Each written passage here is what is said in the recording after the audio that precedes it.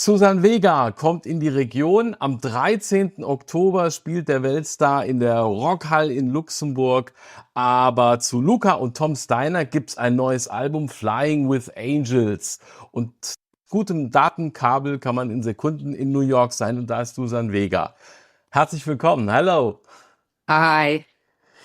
The album is new, released in May, the first in, I think, 9 years. So do good songs have time to grow? Yes, exactly. It feels very satisfying to have this amount of time to work on the songs, and I feel like I came up with 10 good ones. So, Very different sounds, sometimes floating like the title track, a completely overload distorted voice like in Rats, a rolling guitar number like in Chambermaid. Is that what takes time? Would be easier to have the songs and similar sounds. A lot of productions work in that way.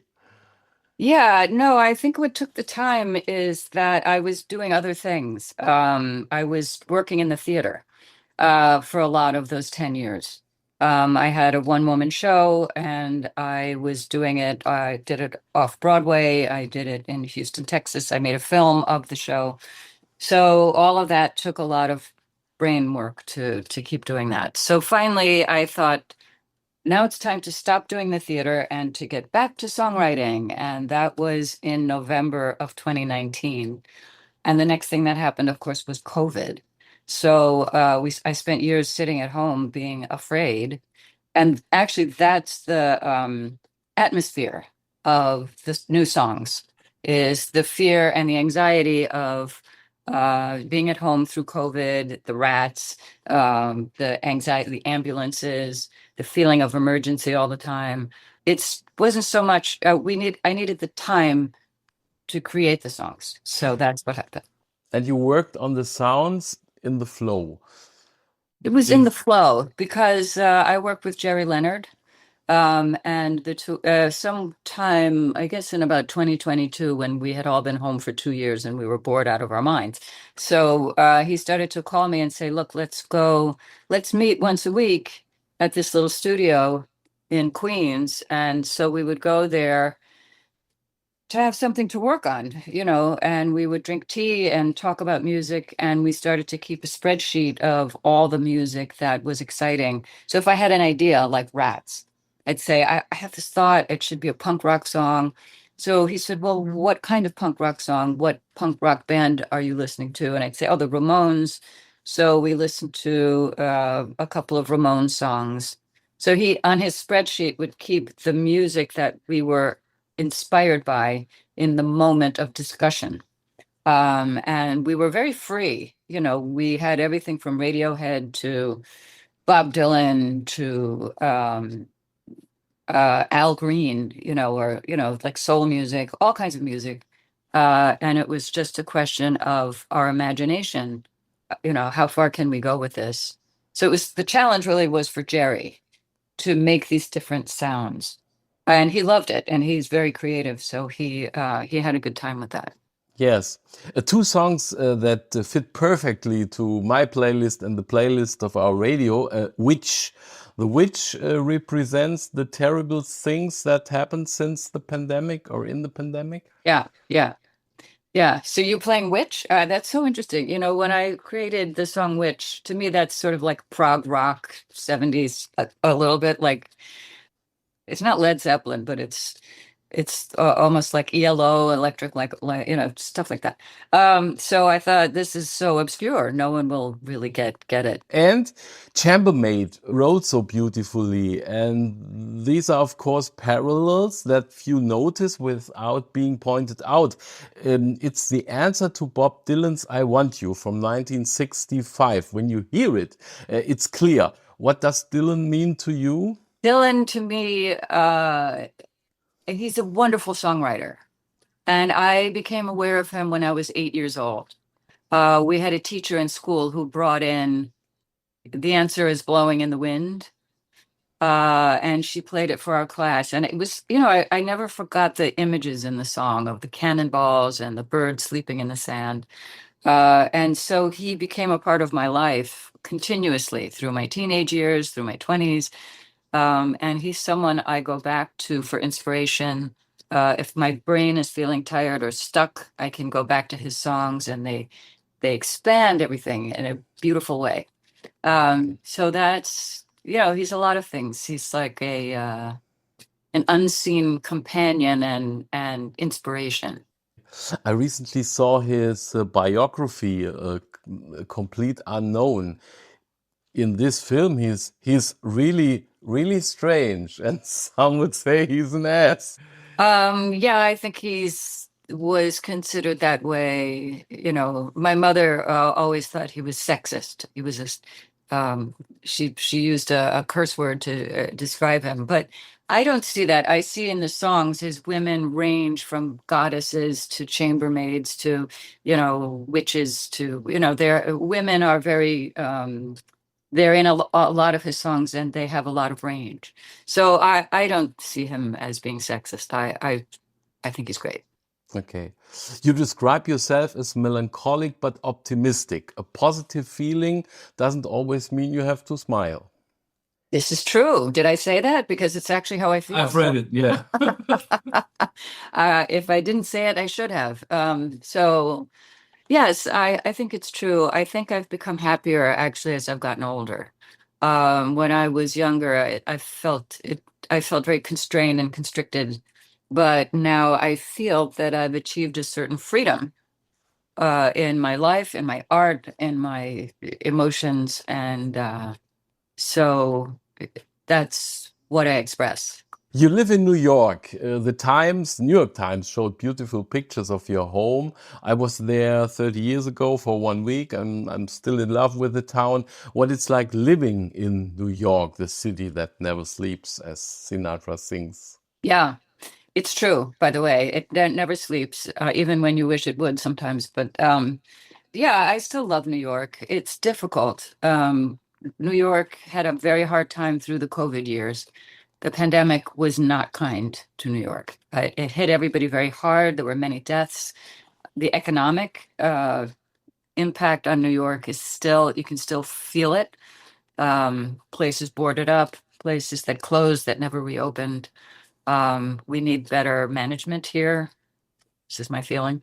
The politicians that we elect need to do a better job.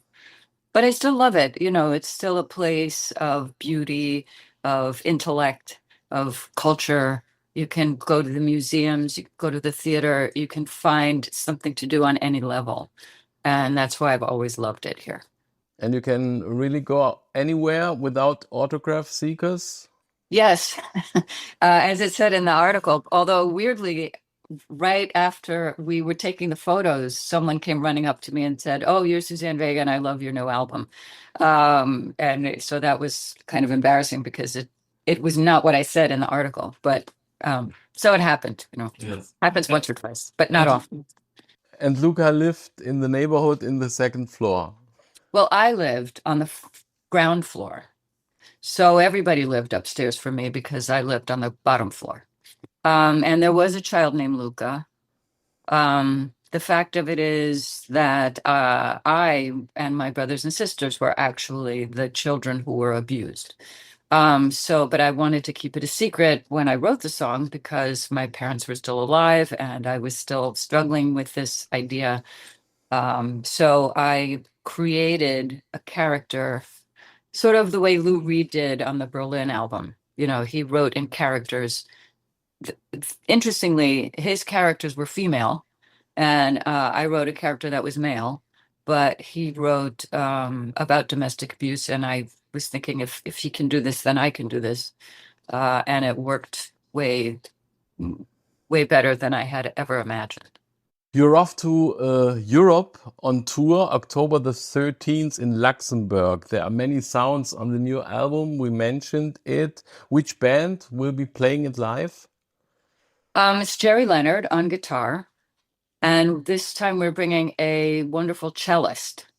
So she is, her name is Stephanie Winters, and she and Jerry work together to do all kinds of things. She plays the rhythm parts. She plays bass parts. She plays melodic lines, harmonies. She sings also. So this is the band that we are touring with. Okay, that's cool. Like good vibrations. The cello make the bass. Yeah, it's beautiful. It makes a very dark and lyrical sound, very emotional, and it's a really nice addition. Yes, and Wednesday Addams plays cello, so the cool sounds in the new series as well. So we have the Gothic element covered. Yeah. Yes, yes. You study the languages of the countries you travel with an app. What about the German? Yes, I do my best with the Germans. I think last year the phrase I was playing with a German audience, and I could say that the phrase they teach you on Duolingo is mein Bruder ist Künstler. Cool. Künstler. So does that mean lawyer? My brother is a lawyer. An artist.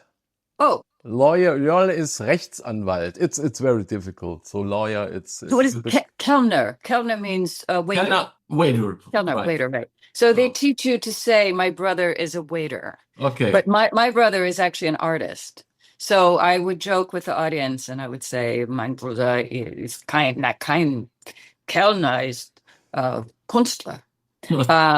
Sehr gut. And so they would laugh. And so I need to do better than that this time. I need to learn a little more German. So I'll be working on my German with Duolingo. You've probably told that story 1,000 times. Why was Tom Steiner so important for the development of the MP3 music format?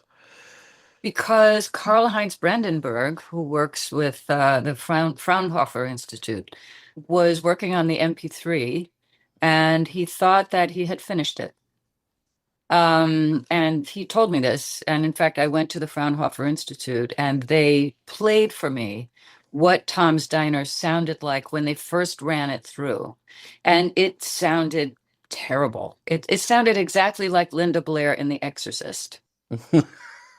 And the reason it sounds that way is because the way they made the voice of the devil in that movie was they had an electronic distortion on her voice. And so that's what was happening to my voice. So he continued to run Tom Steiner through the MP3 until it became the more natural way that you hear the voice. So it became an element of the refinement of the MP3. What does the artist say about this digital format, streaming, and the fact that almost everyone can buy for $10 the whole music of the world a month? I know, it's really crazy. I have mixed feelings. On the one hand, I, like everybody else, now I have my iPhone and I can listen to anything I want for $10, and I can hear things on my iPhone. So I like it for that. But as an artist, I mean, it's shocking.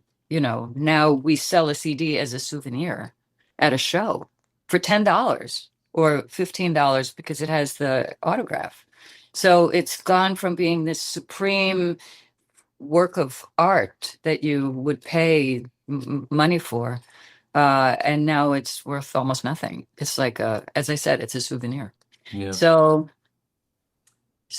you know, we can be sad about it, but the fact is that, you know, time marches on and nobody cares about our feelings. This is a fact. So I've adjusted, and the other side is I had fun walking through the forest, heard the chambermaid, read about Bob Dylan, and the song was one click further. So I could combine these two and say, yes, it's cool. In the forest, you were there in the forest, and yeah. So on my walk, I won't say I will do joggings, but it's a walk and hearing music. It's cool. Good earphones. So there's a good. So the MP3 has brought some goodness into the world, just not as much money. Suzanne Vega, we are looking forward to Oktober live in Luxemburg. Thank you very much and good morning to New York. Okay, thank you so much.